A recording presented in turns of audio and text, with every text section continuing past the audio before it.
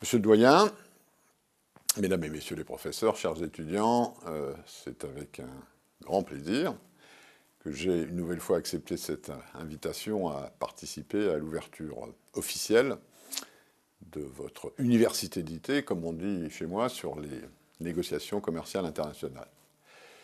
Bien sûr, j'aurais préféré être présent parmi vous pour cette occasion. Heureusement, les nouvelles technologies me permettent de participer de manière virtuelle et de vous apporter ma contribution au thème de cette université d'été, commercer dans un monde multipolaire. C'est effectivement un thème on ne peut plus pertinent au vu des évolutions récentes du commerce international et du lancement de ce qu'on appelle des méga accords régionaux.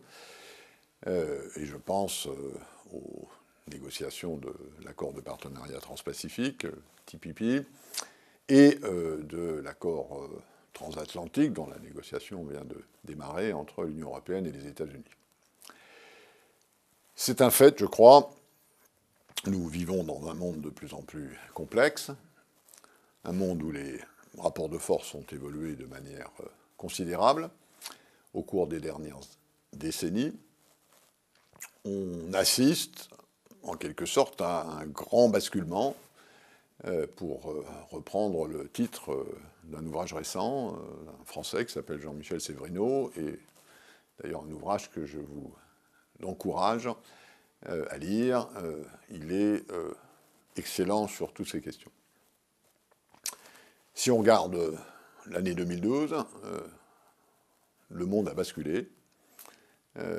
Pour la première fois, les pays en développement ont affiché un PIB, une production supérieure à celle des pays développés. La croissance des pays émergents, qui est de l'ordre de, disons, 6% en moyenne, fait maintenant bien des envieux, notamment dans les pays industrialisés, qui parviennent difficilement, en moyenne, à atteindre, disons, les 2%. Et ceci se traduit au niveau de l'échange international par un bouleversement des flux du commerce.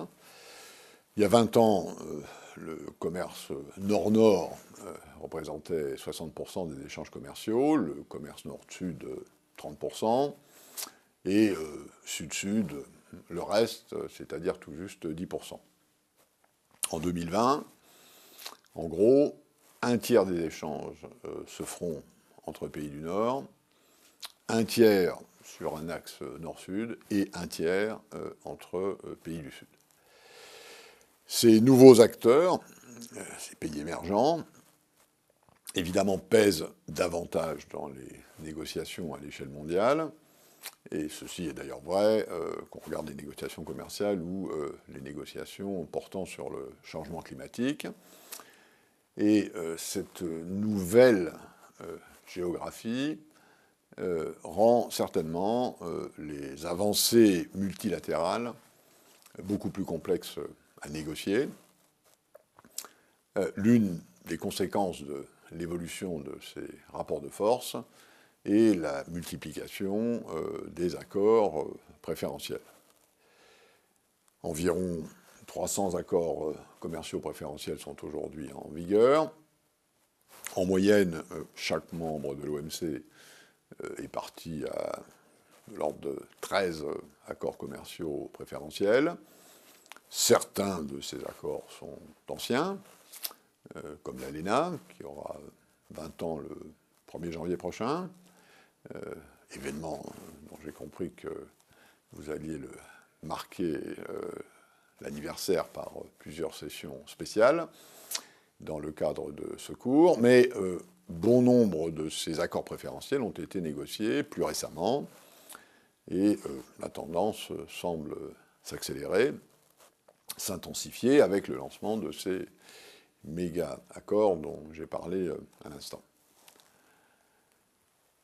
Est-ce qu'on doit se réjouir de ces évolutions ou est-ce qu'on doit s'en désoler? Est-ce qu'elles vont dans le bon sens ou est-ce qu'elles vont dans le mauvais sens? La réponse à cette question est difficile.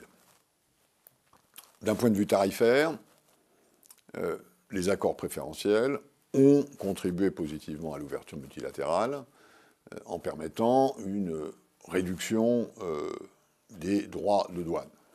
Au fond, plus vous avez de préférences bilatérales, moins vous en avez, puisque en augmenter le nombre, en diminue l'ampleur. Mais il faut bien constater que malgré l'augmentation de ces accords préférentiels au cours des dernières années, si on regarde les chiffres, c'est pas plus de 15% du commerce mondial des marchandises qui, en fait, bénéficient d'un traitement préférentiel. Maigre score, beaucoup d'efforts pour, au fond, des préférences qui restent assez modestes. Alors, les accords préférentiels participent à l'ouverture commerciale sur le plan tarifaire, de manière modeste. Si c'est le cas, comment se fait-il que ces préférences qui sont négociées de manière bilatérale ne soient pas davantage utilisées? Nous avons regardé ça de très près à l'OMC, et une bonne partie de l'explication tient au fait que pour bénéficier de ces préférences, il faut prouver l'origine des produits et donc répondre à des règles d'origine précises, souvent spécifiques à l'accord en question. Les marchandises, dans ces accords préférentiels, ont besoin d'un passeport certifiant l'origine, de manière à ce que la préférence soit donnée au pays qui exporte et pas à un autre. Inutile d'être très ferré en économie pour comprendre que cela induit des coûts administratifs qui peuvent s'avérer importants. Et si les marges préférentielles négociées sont si faibles, au fond, pourquoi s'embêter avec toutes ces complications administratives? Et on touche ici à ce qui touche maintenant, ce qui fait maintenant le principal défi de l'ouverture des échanges, qui n'est plus, comme par le passé, le défi tarifaire, qui est devenu le défi réglementaire. De plus en plus d'accords préférentiels tendent d'ailleurs à aborder, à couvrir ces questions réglementaires, tels que, par exemple, les standards applicables en matière sanitaire ou phytosanitaire, non sans raison, car avec la réduction très importante des tarifs douaniers au cours des dernières décennies, qui sont aujourd'hui, en gros, en moyenne mondiale, descendus à quelque chose de l'ordre de 5%, ce sont les mesures réglementaires qu'appliquent les pays, en matière environnementale, en matière sociale, en matière sanitaire, ou même tout simplement des mesures administratives qui représentent désormais les principaux obstacles à l'échange international.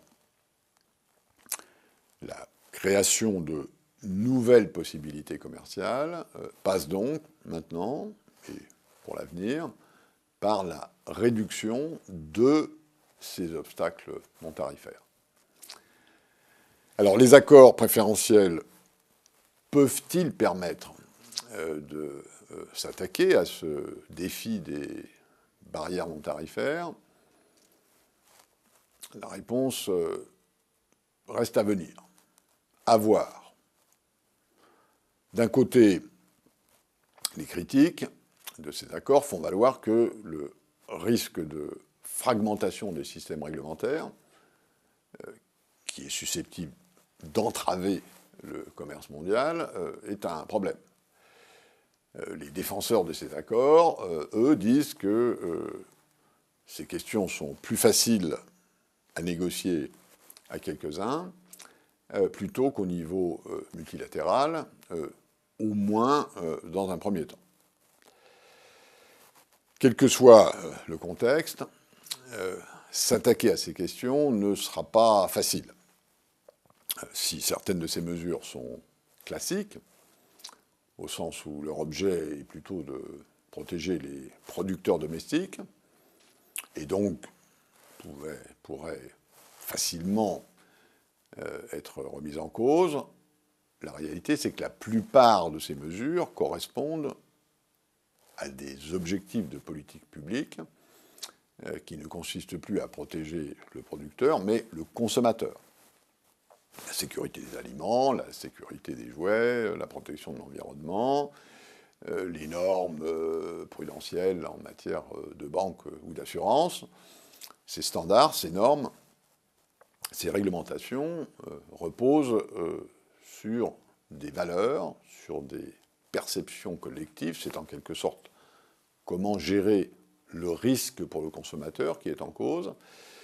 Et parce qu'ils sont la traduction d'une échelle de risque, elles sont plus difficiles à négocier.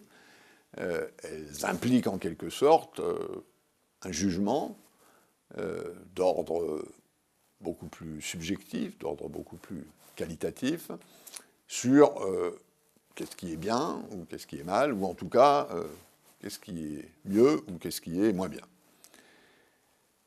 Et donc, à mon sens, le vrai défi que pose la multiplication de ces accords préférentiels, c'est celui de la convergence.